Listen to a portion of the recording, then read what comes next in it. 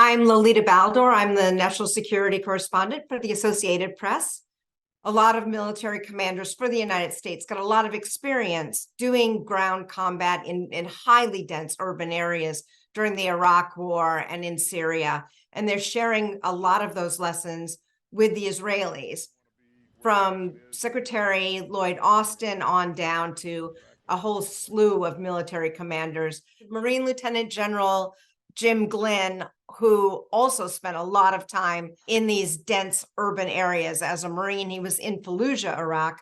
He also is now a member of a special advisory team that's gone into Israel. This is a time for resolve and not revenge, for purpose and not panic.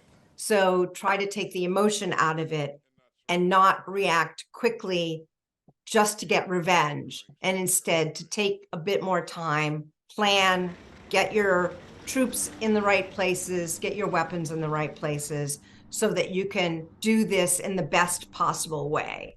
Because everyone knows and everyone has told the Israelis, it's not what you do right now, it's how you do it, because the world is watching.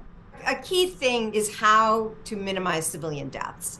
They talk a lot about making sure the Israelis are building that into their planning and into their logistics and into their targeting as they move into this new ground invasion that everyone expects will happen.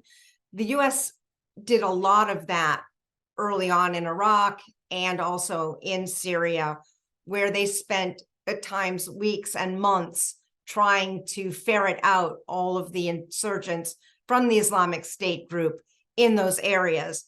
And they had to be very careful targeting buildings and mosques and schools to avoid civilian casualties.